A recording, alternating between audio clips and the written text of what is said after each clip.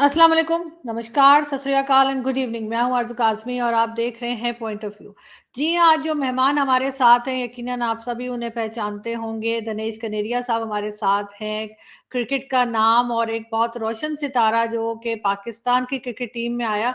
बहुत शुक्रिया सर कि आज आप आए। बहुत लोग आपके लिए बात कर रहे थे, बहुत लोग कह रहे थे आपको बुलाने के लिए। बहुत शुक्रिया कि आज आपने टाइम दिया। Thank you thank you so very much. Much. और सबको पहले नमस्कार, सलाम, जय श्री राम सभी को। और thank you so much Aarzoo ji for having me over here.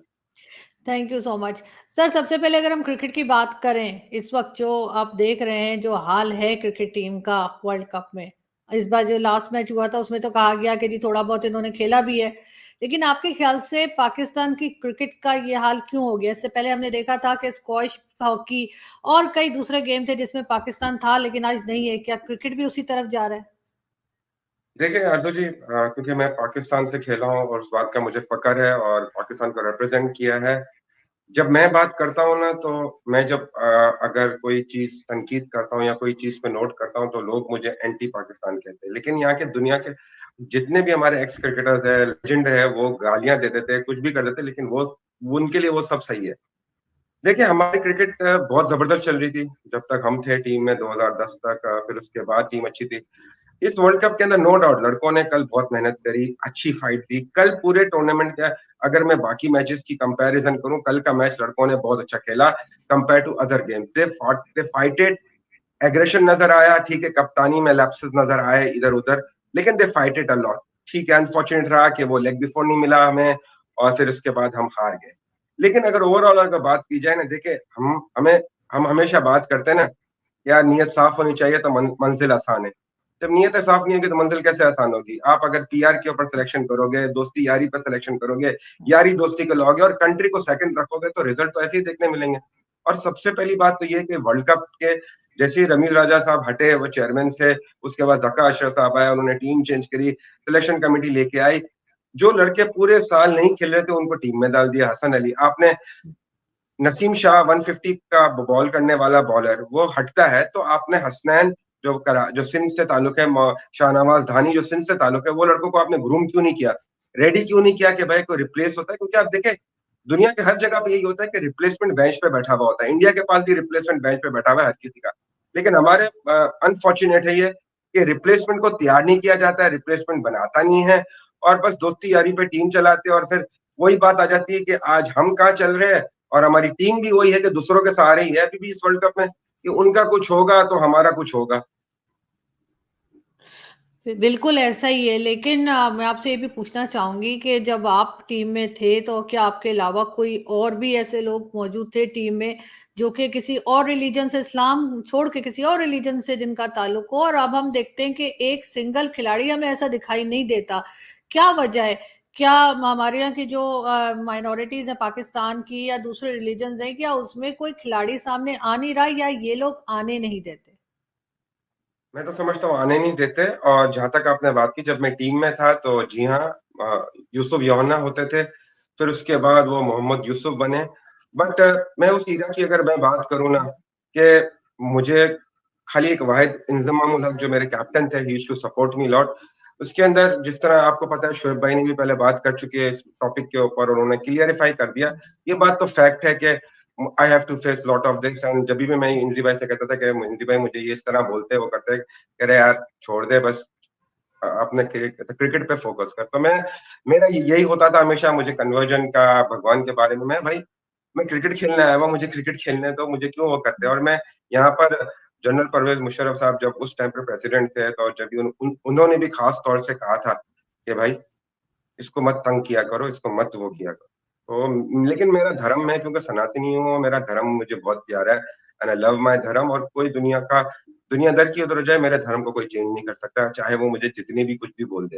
And I really don't care about that, ठीक है ना? लेकिन ये बात गलत है। और मेरे बाद से 10-12 साल हो गए कि टीम से मैंने क्रिकेट खत्म कर दी, मेरा कैरियर इन्होंने मेरा तबाह कर दिया। तो उसके बाद क्यों सिंध से लेके खैबर पख्तूनख्वा तक क्या कोई माइनॉरिटी नहीं है? चाहे वो क्रिश्चियन हो, चाहे उसके बाद पारसी हो, चाहे वो हिंदू हो, कोई भी जात का हो, क्यों नहीं है? लड़के बहुत है, बेचारे खेल रहे होते हैं।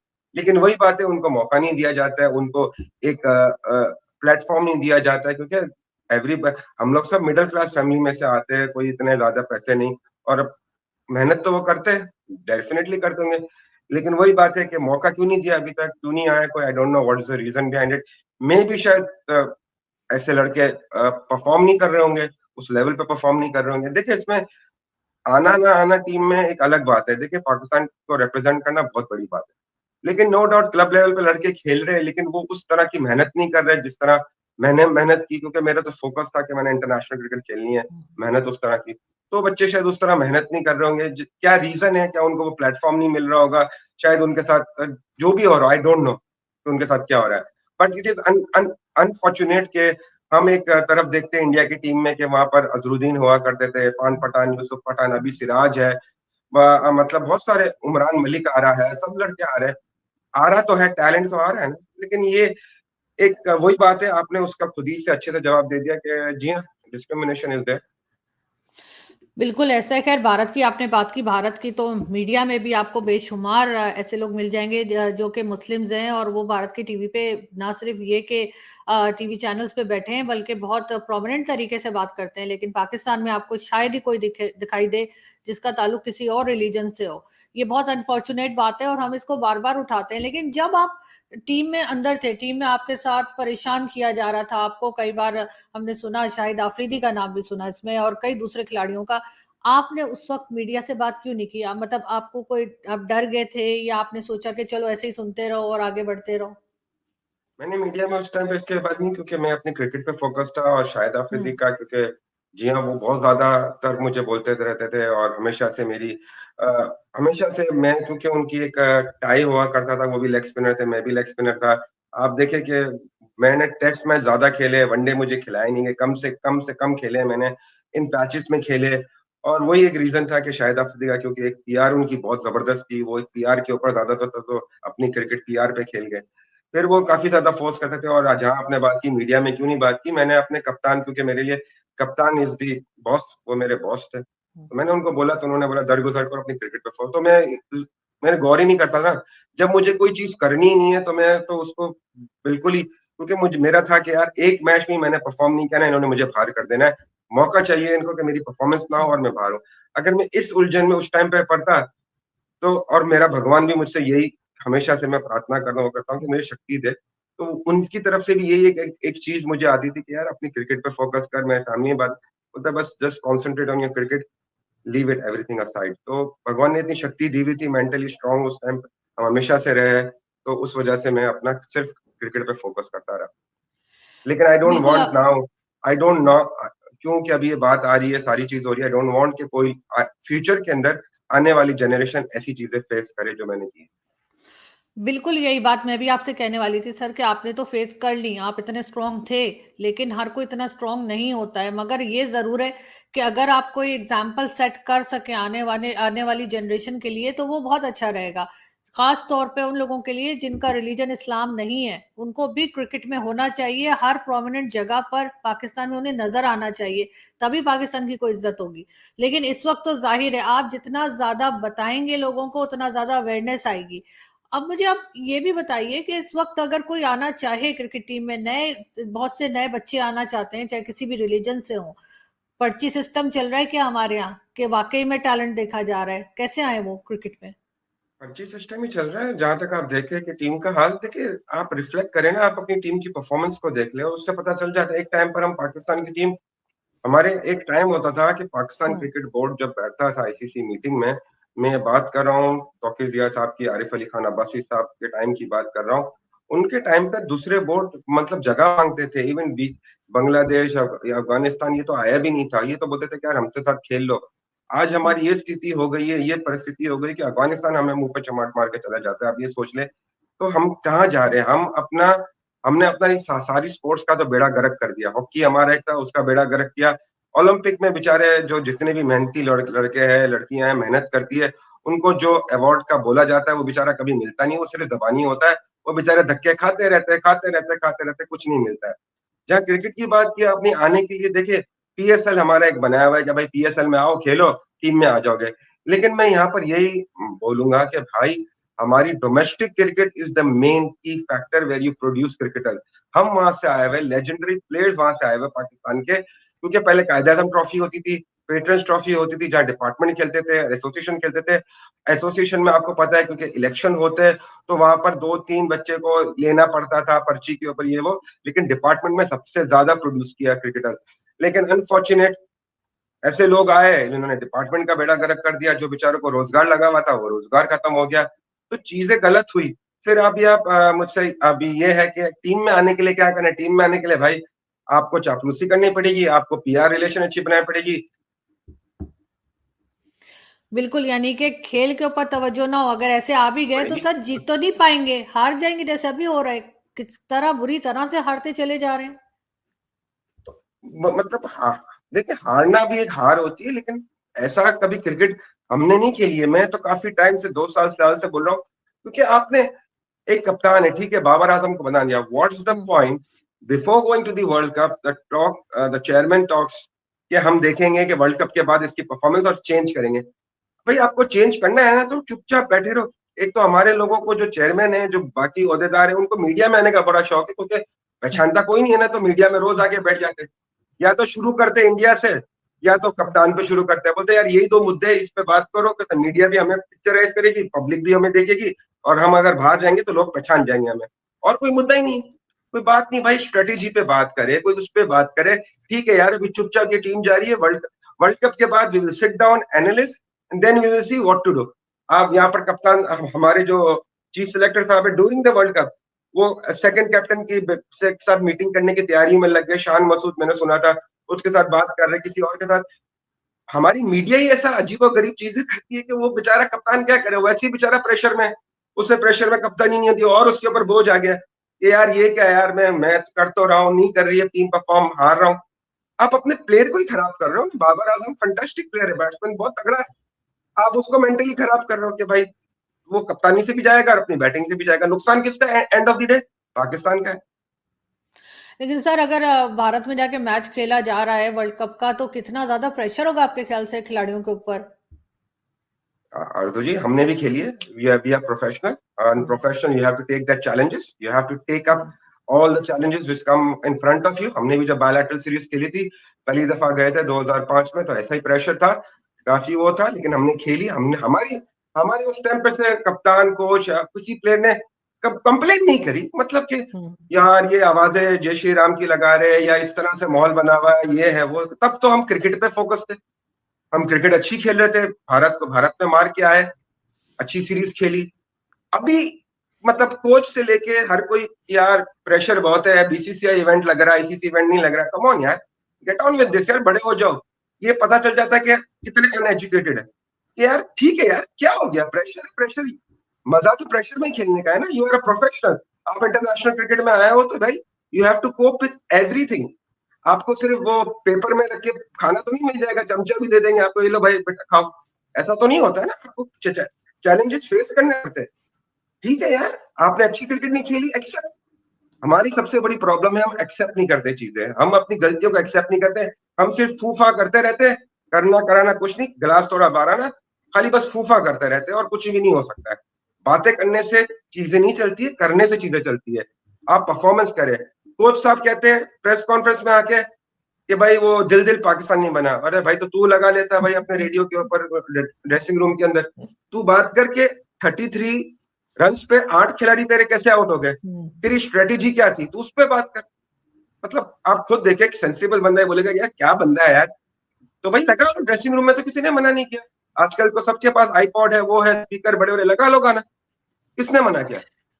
सर क्या गानों से जीत रहे हैं परफॉर्मेंस के बजाय। लेकिन सर एक चीज और है, यहाँ पे एक हमारे एक सीनियर खिलाड़ी जो टीवी पे बात कर रहे थे, उनका ये भी कहना था कि पहले जो खिलाड़ी थे, मतलब आपके टाइम के, आपसे पहले वाले भी, तो जब वो अगर कोई मैच हार जाते थे तो बड़े शर्मिंदा होते थे, बड़ी टेंशन होती थी। अब आजकल वो कहते हैं वो अपने वापस जाते हैं, अपना जेल शेल लगाते हैं, तैयार होते हैं, बाहर निकल जाते हैं। क्या वाकई में ऐसा है। हाँ बिल्कुल, हमारे टाइम पे तो यार बिल्कुल, मैं तो बहुत ज्यादा डिस्टर्ब हो जाता था। और मुझे याद है कि आज भी के बहुत ऐसे मैचेस हुए, मुझे सिडनी का टेस्ट मैच याद है, हम जीता हुआ मैच था, मैंने आउट किए हुए थे, हम हार गए थे। I could not eat in the night, मुझे रोना आ रहा था लिटरली। मैं कहीं बाहर भी नहीं गया, लेकिन अभी तो मतलब है ही नहीं ना, परवाह ही नहीं, अरे हमारी टीम है यार, हमने टीम बनानी है, हमने रहना है, हमारे अलावा आएगा कौन? हमने किसी को आने नहीं देना है। अपनी घर की टीम है, तो जब अपनी घर की टीम बना दी तो फिर ठीक है, फिर रिजल्ट भी ऐसे ही देखो आप। ये तो ओहदेदारान और जो ऊपर बैठे हुए लोग, उनका काम है ना कि इनको डंडा करके रखना है, डंडा बिल्कुल। करके रखे ना, भाई क्या है? हम भले हार जाए, हम बच्चों से खेलेंगे, हार जाएंगे, सारी पूरे साल हम्म। हारते रहेंगे, लेकिन बच्चों से खेलेंगे। लेके आओ ना, थोड़ा चेंज तो करो, लेकिन चेंज कौन करता? सबकी दुकान, देखिए आरजू जी, बात ये है कि सबकी दुकान चमकनी है। अभी आजकल आप देखिए पाकिस्तान में फ्रेंचाइज क्रिकेट का एक माहौल है, पीएसएल होती है, हम्म। फलाना ढिमकाना पैसा इनको मिल हम्म। रहा है दबा के, ठीक है। फिर जितने फ्रेंचाइज ओनर है, उन्होंने सब ये जो सिलेक्टर है, कोचेज है, इन सबको कोचेज पे रखा हुआ है, तो सबका लड़कों के ऊपर हाथ है। तो लड़के उनके लिए कर रहे हैं, वो उनके लिए काम कर रहे हैं, बाकी जो पीछे का बच्चा है, जो लॉट है, आप मुझे बताए ना, आपने दो लेग स्पिनर ले गए, आपने अबरार को क्यों नहीं डाला? अबरार एक हम्म। अच्छा खासा मिस्ट्री स्पिनर है, वो आपको एक मौका मिलता है। लोग मुझे कहते हैं कि आप इमाद वसीम की बात किया, इमाद वसीम की मैं इसके लिए बात कर रहा हूँ, आपने शाहनवाज धानी को बाहर किया, आपने मोहम्मद हसनैन को बाहर किया, आपके पास नसीम शानी था। You are going to India, you are going India where is spin friendly wicket, जहां पर बैटिंग ट्रैक होता है, ओस गिर रही है, ये टाइम है, विंटर है, ओस गिर रही है, लाइट है, फ्लैट ट्रैक है, तो आपके साथ एक स्पिनर होना चाहिए जो नया बॉल कर सके शाइन के साथ, क्योंकि अनफॉर्चुनेट शाइन की वैसी फॉर्म नहीं चल रही है, शाइन वैसा गेन नहीं कर, आई डोंट नो कि वो बेचारा हम्म। इंजरी में है अभी थोड़ी, उसमें वो आया हुआ है, बर्डन आया हुआ है, बता नहीं रहे लोग क्या रियलिटी है। ये तो वर्ल्ड कप के हम्म। बाद सब चीजें खुलेगी, लेकिन होना चाहिए ना आपको। नवाज, अभी नवाज है, नवाज से वो बॉलिंग नहीं हो रही, कल भी कप्तान साहब ने उसामा मीर को करवाना था ओवर, आपने नवाज को करवा दिया। हम्म। मतलब कल जब 20-21 रन रह गए थे, आपने फील्डर जो है पीछे रखे हुए सर्कल में 30 यार्ड में, आपने ऊपर नहीं रखे, आपने देखा रिवर्स स्विंग हो रहा है, स्लिप नहीं रखी, 3 चौके मार्को यंसन ने third third man pay slip से मार दिए। तो ये बैठ के जब दिमाग जब देखने में इतना चल रहा होता, तो ग्राउंड पर तो कप्तान का यूं चलना चाहिए।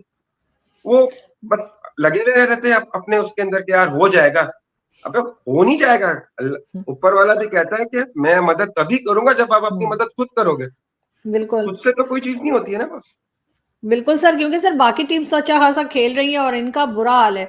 लेकिन coming back to Shahid Afridi, आपको उन्होंने कई बार कहा कि जी आप अपना रिलीजन चेंज कर लीजिए, तो आपको भी तो अपना रिलीजन बहुत पसंद है, होना भी चाहिए। आपने उनसे क्यों नहीं कहा कि वो चेंज कर लें? आपको भी ऑफर कर देनी चाहिए थी। हमारे धर्म में हमें सिखाया नहीं गया है कि अगर कोई कोई बोले, आप मुझे बता दे दुनिया में कहां पर, आपने तो मतलब बहुत सारे क्रिकेटरों ने श्रीलंकन, आपका फ्रेम फ्रीज हुआ है। अहमद एक, शहजाद, जी सर, आपका फ्रेम फ्रीज हो गया ना जी। मैं कह रहा हूँ कि आपको तो पता है कि, और हमारे धर्म ये सिखाता ही नहीं है ना, हमारा धर्म ऐसा कुछ है ही नहीं। आप मुझे बता दे दुनिया में हमारे धर्म के लोगों ने कभी किसी को इस तरह बोला हो? कभी भी नहीं नहीं बोल। सर, नहीं बोला, लेकिन जब वो बार बार मैं आपको बता रहा हूँ, मैं परेशान कर आपके रहे थे तो आपके सवाल जवाब पे में आ रहा आपको। हूँ, आरजू जी जी। आपके सवाल पे आ रहा हूँ, मैं आपको थोड़ा एक्सप्लेन कर रहा हूँ। जी। अहमद शहजाद ने दिलशान को बोला, उसकी वीडियो वायरल है, ठीक है, हम्म। श्रीलंकन क्रिकेटर को। जब उन्होंने मुझे कहा, तो मैंने बोला कि क्यों कर दूं भाई, हम्म। मुझे अपना धर्म प्यारा है एंड आई लव इट, और मुझे कोई जरूरत नहीं है, आपकी मर्जी है, आपने जो बोलना है बोलो। मैंने उनको आगे से नहीं बोला कि नहीं आप रीड करो, आप मेरा धर्म रीड करो। देखो मैं सब धर्म की रिस्पेक्ट करता हूँ, बड़ा मैं छोटे से बड़ा पाकिस्तान में हुआ हूँ, रिस्पेक्ट करता हूँ, बहुत रिस्पेक्ट करता हूँ। और इसका ये मतलब थोड़ी है कि यार मैं जैसा जो बंदा बोल रहा है मैं उसी को उसी जवाब में जवाब दूं। हमारा धर्म है बड़ा शांति वाला, काम वाला, और हम शांति से अमन पसंद लोग हैं, मतलब हम नहीं बोलते। और मैं उस टाइम पर, क्योंकि मुझे क्रिकेट का वो था, मुझे डर भी था कि भाई क्या होगा अगर मैंने कुछ हम्म। बोल दिया, तो मैं तो अकेला ही था ना, मेरे साथ तो बिल्कुल। कोई नहीं था। तो इसके लिए वो बोलते रहते थे, मैं एक कान से सुनता था, लेकिन ये कहता था कि बाद में मैं यही कहता था कि भगवान उसको सद्बुद्धि दे, यही है, हम्म। मैं यही कर सकता था। लेकिन सर आपकी जगह मैं होती, मैं तो उनसे कहती कि अगर मैं हिंदू होती और मैं मुझे शाहिद आफरीदी ऐसा कुछ कहते तो मैं वही जवाब देती जो मैं आपको बता रही हूँ, और मैं उनको ये भी कह देती कि अगर वो चेक करें, वो रीडिंग करें और वो थोड़ा पढ़ने की आदत डालें, तो उन्हें पता चलेगा कि पाकिस्तान में जो लोग रहते हैं उनमें से मेजोरिटी जो मुस्लिम्स अपने आप को अरब्स के साथ मिलाते हैं, वो असल में इंडियन है और पहले हिंदू थे और बाद में कन्वर्ट किए गए। वो एक पूरी हिस्ट्री ये उन्हें पढ़नी पड़ेगी ये जो बात उन्होंने आप अनफॉर्चुनेटली नहीं देखें पढ़ी है। आरजू जी, यू आर एजुकेटेड, मेरे बहुत सारे मुस्लिम फ्रेंड्स हैं, वो सब लोग हैं, वो तो कभी भी नहीं बोलते क्योंकि they are educated, they know each and hmm, everything. जो अनएजुकेटेड बंदा है वही ये बात करेगा ना। तो बिल्कुल। अनएजुकेटेड के सामने अपनी एनर्जी क्यों वेस्ट करना, अपना खून को क्यों जलाना बेकार में? वो ठीक है, वो बोलता रहे। एंड ऑफ द डे मगर नहीं, ठीक आप कह रहे हैं सर। सर लेकिन कंट्री पे या किसी बात पे अगर आप क्रिटिसाइज करते हैं तो हरगिज उसका ये मतलब नहीं है कि आप एंटी पाकिस्तान है। उसका मतलब यही है कि आप पाकिस्तान को ठीक करना चाहते हैं, जो गलतियां हैं वो बता रहे हैं। सर आपके ऊपर भी तो अटैक किया जा रहा है सोशल मीडिया पे, और कई लोगों ने मुझे बताया कि आपके एसेट्स को फ्रीज करने की बात की जा रही है, आपको तरह तरह से परेशान किया जा रहा है आपके इंटरव्यूज के बाद से। क्या ये सच है? इंटरव्यू के बाद से नहीं भाई, ये बहुत टाइम से हो गया था। मुझ पे एक गलत आरोप लगा जिसके ऊपर मुझे, मेरे ऊपर कोई एविडेंस नहीं था, कुछ भी नहीं था, मुझे लाइफ बैन लगा दिया, ठीक है ना? हम्म।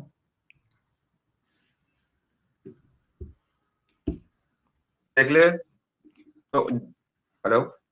जी जी सर, आप रिपीट कर देंगे, वो फ्रीज हो गया हाँ, था मैं जी। रिपीट कर देता हूँ। आप देख लें कि मुझे 2012 में मेरे पर गलत आरोप लगे और मुझ पे लाइफ बैन लगा दिया, और वो भी काउंटी का मैच था इंग्लैंड के अंदर। हम्म, काउंटी का मैच, इंटरनेशनल मैच भी नहीं, और उसका कोई हम्म, एविडेंस भी नहीं मिला किसी के कहने के ऊपर। और जिस बंदे से वो कह रहे कि भाई आपने इस बंदे से प्लेयर को मिलाया, तो वो बंदे से पहले तो पाकिस्तान क्रिकेट बोर्ड के ऑफिशियल्स ने मुझे मिलाया था। मैं तो जानता भी नहीं था, और पूरी टीम उनको जानती है, हम्म, और वो ये सब अच्छा। जानते हैं। शाहिद हो गया, इंद्री भाई हो गए, पूरी टीम इनको जानती है, ठीक है ना? और उसके अलावा फिर अपना मेरे साथ इन्होंने गलत किया। आप देख ले कि जस्टिस कयूम की रिपोर्ट में कितने लोगों का नाम है। वो हम्म, आज हॉल ऑफ फेम पर है, हम्म, पाकिस्तान की बोर्ड में है, हम्म, सब कुछ उसमें लिखा हुआ है कि इनको कोई ओहदा नहीं मिलना चाहिए। वो इन्होंने, ठीक है नहीं यार हमारे है, हम्म, वो कर दिया। 3 लड़के पकड़े गए, इंग्लैंड के अंदर जेल में गए, इंग्लैंड की जेल में गए। मुल्क को उन्होंने वो किया, बेचा, उनको सबको हम्म, लेके आए, और एक भाई साहब को लेके आए, वो आज अगेंस्ट भी बात कर रहे हैं। इंग्लैंड में जाके नेशनलिटी हम्म, ले ली, और क्योंकि वो आईपीएल खेलने के मूड में है तो इसके लिए वहां से ले ली। हम्म, तो मतलब आप मुझे बता दें कि ये नाइंसाफी सिर्फ दानिश कनेरिया के साथ क्यों? क्योंकि मैं हिंदू हूँ, दैट्स 100% रीजन। अगर मुझ पर बैन नहीं लगता, अगर मैं इनकी बातें मान लेता, मुझे कहते थे कि आप मान लो, मैं इनसे पूछ पूछ के थक गया कि भाई क्या मानूं, मुझे बताओ तो सही, मैंने कुछ किया ही नहीं है। हम्म, मैं क्रिस्टल क्लियर हुआ, मेरा इंटरव्यू हुआ इंग्लैंड में पुलिस में, आई गॉट क्लियर, मेरे पास कोई एविडेंस नहीं, मैं भी कुछ किया करूंगा तो कुछ होगा, कुछ किया ही नहीं है। बिल्कुल। तो इन्होंने ना मेरी हेल्प की। सिट्टी साहब आए, फिर इजाज भट्ट मरूम साहब वो थे, उन्होंने कि सबको बोल बोल के हम्म, थक गया। पाकिस्तान की गवर्नमेंट को सबको हेल्प आउट करने की रीच की, किसी ने नहीं रीच किया, किसी ने कुछ भी नहीं किया। तो मतलब एक इंसान नेशनल प्लेयर खेला हुआ पाकिस्तान का, बिलोंगिंग टू अ माइनॉरिटी, क्या इतना भी इनका वो नहीं है कि यार हेल्प कर ले यार, ये हमने सबको तो कर दिया, इसका भी मैटर सॉल्व करवाए और just let him live his life. लेकिन नहीं, काम में मुझे नौकरी वहां कुछ मतलब कि बेड़ा गर्क करके रखा है यार। अभी आरजू जी, इंसान थक जाता है। फिर 8 साल के बाद सबने, फिर पीएसएल में जितने लड़के पकड़े गए, शर्जील खान और ये वो, सबने एक्सेप्ट कर लिया, उनको दोबारा लेके आ गए। मैंने टीवी चैनल पे बोला कि भैया गलती हो गई, उसको मिला दिया था, उसके अलावा मैंने और कुछ बोला ही नहीं है। ना मैंने कोई चीज एक्सेप्ट की है, उस पर भी नहीं माने। तो भाई आप क्या मुझे करना चाहते हो? तो इंसान क्या करे? आप अगर मेरे शूज में कोई पैर रख के देखे ना, कि मैंने जिस तरह लाइफ स्ट्रगल की है, मैं तो भगवान, मैं मुझे मुझ पे किस पे भरोसा नहीं है, सिर्फ मैं अपने राम भगवान पे और भगवान पे भरोसा है कि भगवान जो करेगा बेहतर के लिए करेगा। लेकिन ये चीजें कर रहे हैं मेरे साथ, ये चीजें की है, तो फिर इंसान क्या बोले? मतलब कि एक हिंदू होते हुए, हिंदू हूं मैं, इसके लिए आप लोग ये सब चीज कर रहे हैं, और ये इसका बहुत बड़ा रीजन है कि ये मेरे खिलाफ है। यही रीजन है। अगर मैं को बैन नहीं लगता तो मैं सबके रिकॉर्ड तोड़ जाता। आज भी चौथे नंबर पर हूँ, पाकिस्तान के हाईएस्ट विकेट टेकर। 61 टेस्ट खेले तो 100 टेस्ट भी खेल जाता, कप्तान भी हो चुका होता पाकिस्तान का, बहुत चीजें हो चुकी। लेकिन नहीं भाई, ब्रेक लगा दो, ये आगे जा रहा है। क्योंकि मैं विकेट इतनी लेता था परफॉर्मेंस की। मैंने कोई मैचेस जो खेले हैं, 61 टेस्ट मैचेस, वो अपनी परफॉर्मेंस पे खेले, पाकिस्तान को मैचेस जिताए। मेरी फैमिली को पता है, सबको पता है कि आई वॉज इन पेन, मेरी कितनी उंगलियां दर्द होती थी, ब्लीडिंग होती थी, फिर भी नहीं, मुझे वो था, एक पैशन था कि नहीं यार, खेलना है, जीतना है, टीम को जिताना है। आई यूज्ड टू बोल 40 ओवर्स इन अ डे, एक एंड से लगा हुआ रहता था। कभी नहीं सोचा कि नहीं यार इंजरी हो जाएगी, लेकिन नहीं। लेकिन उसके बाद सिला ये दिया गया कि दानिश कनेरे को सपोर्ट नहीं करना, और सभी लोग वही हाल है। तो इसके लिए अभी यही सच्ची बात है, जो सच्ची बात ये सुनना नहीं चाहते, प्रॉब्लम ये है। अगर ये सच्ची बातें सुन ले और थोड़ी लोगों की हेल्प करे या अच्छी चीजें करे ना, तो हमारी मुल्क की इज्जत भी बनेगी। सर अब इनको करना पड़ेगा, इसलिए कि अब सोशल मीडिया का ज़माना है और काफ़ी प्रेशर आता है सोशल मीडिया से, ऐसी बात नहीं है। तो हमारी कोशिश होगी कि अब हम भी आपकी आवाज़ बनें, हम भी आपका साथ दें और कोशिश करें कि आपको जो भी आप अचीव करना चाहते हैं, वो बिल्कुल हो सर। और कुछ नहीं तो कम से कम ये, अगर अब आपको खिला नहीं सकते, तो ये आपको जो है वो जो इनको सिखाने के लिए लोग होते हैं, जो क्रिकेट आरज़ू जी, बोर्ड जो मुझे रखा मुझे जाता है, नौकरी भी नहीं चाहिए भगवान की कोच कृपा से। वगैरह, सर कोच तो रख ही सकते हैं ये। नहीं, मुझे इनसे नौकरी भी नहीं चाहिए। मैं अपना जो है भले नौकरी ना दें, बस ये मेरी हेल्प करके ये मेरा बैन अगर वो कर सकते हैं, लेकिन मुझे उसकी उम्मीद नहीं क्योंकि 12 साल हो गए इन्होंने नहीं किया। तो इसके लिए मैं अपना जो बात करता हूँ, मुझे पता है कि जितनी चीज़ें होती हैं, जो मैं आवाज़ उठाता हूँ, ट्विटर के ऊपर बात करता हूँ और मैंने अपना खुले में अपना कहता हूँ कि नरेंद्र मोदी से मैं रिक्वेस्ट भी करता हूँ। उन्हीं से करता हूँ, अब हमारे लोगों से मैं 12-11 साल तक रिक्वेस्ट कर के थक गया। तो अभी मतलब नहीं है ना, एक पता चल गया कि भाई नहीं है, जाओ। तुम हमारे लिए कुछ भी नहीं हो। यूज़ किया टिश्यू पेपर की तरह और फेंक दिया। तो इसके लिए मैंने तो रिक्वेस्ट की। नहीं, बाकी मैं तो नहीं। भगवान के ऊपर भगवान है, वो करने वाला है। बिल्कुल सर, वो तो है, लेकिन सर हम भी कोशिश करेंगे कि हम आपकी जितनी ज़्यादा आवाज़ पहुँचा सकें हर जगह वो पहुँचे। लेकिन सर आप एक काम और क्यों नहीं करते? मतलब आपका इश्यू तो चल रहा है, वो तो आई कैन अंडरस्टैंड कि उसमें तो ज़ाहिर है सब लोग बात करेंगे और कहीं न कहीं आई होप कि कुछ हो जाएगा। लेकिन सर जो हिंदू कम्युनिटी के बच्चे हैं, जिन्हें आप समझते हैं कि ये क्रिकेट अच्छा खेलते हैं, उनको अगर आप देखें, चेक करें और सामने लाना शुरू करें, हम भी यहाँ से कोशिश करेंगे कि जी जो क्रिकेट टीम है हमारी, उसमें हर रिलीजन के खिलाड़ी होने चाहिए। तो ऐसा हो सकता है क्या? आप देख सकते हैं कोई देखिए, बच्चे इस देख तरह सकता के? हूँ मैं अपना वो जो है हमारे काफ़ी थे अपना पाकिस्तान में, काफ़ी बच्चे खेलते हैं, लेकिन वही है ना कि हाथ बंधे हुए इंसान कुछ भी नहीं कर सकता। बिल्कुल, ये लेकिन रीज़न बहरहाल है और हम मैं तो हमेशा आवाज़ उठाता रहूँगा, भले साथ दे ना दे, साथ जो जहाँ बुराई होगी, जहाँ हमारे धर्म सनातन धर्म के साथ और हमारे रिलिजियस साथ जहाँ-जहाँ गलत होगा, उसके लिए मैं आवाज़ हमेशा उठाता रहूँगा। और चाहे उसके लिए कुछ भी हो मतलब कि आई थिंक आपको ऐसा होना चाहिए और मैं जितने भी सनातन धर्म हिंदू भाई लोग हैं, उनसे कहूँगा कि आवाज़ उठाएँ, जो गलत हो रहा है, उसके ऊपर आवाज़ उठाएँ। और ये हमारा धर्म है, ये हमारा कर्तव्य है, उस पे आवाज़ उठानी चाहिए। बिल्कुल, क्योंकि सर सिर्फ़ स्पोर्ट्स की बात नहीं है, बहुत जगह जो है वो गलत हो रहा है माइनॉरिटीज़ के आपको साथ, पता है आपको कितने सिंध ज़्यादा का भी पता कन्वर्जन हो रहे हैं, होगा। कितने बिल्कुल, कन्वर्जन आप हो रहे हैं, कितना क्या-क्या हो रहा है, व्हिच इज़ हुँ, रॉन्ग। बहुत, ये तो बिल्कुल। कोई भी मज़हब इसकी इजाज़त नहीं देता है ना, ये चीज़ करने की, कोई भी चीज़ ऐसी नहीं करता है।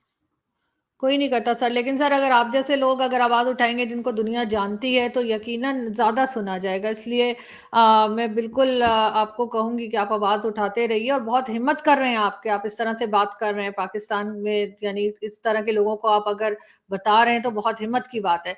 वरना आपको मालूम है यहाँ पे किस-किस तरह के लोग रहते हैं और कैसे-कैसे लोगों को परेशान करते हैं। आप एग्ज़ैक्टली और ऑलरेडी बहुत कुछ आप झेल रहे हैं।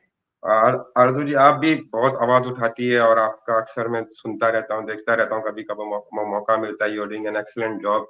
You are making a voice of every minority people and thank you. जो सच की बात है वो आप हमेशा करती है, which is very glad to C.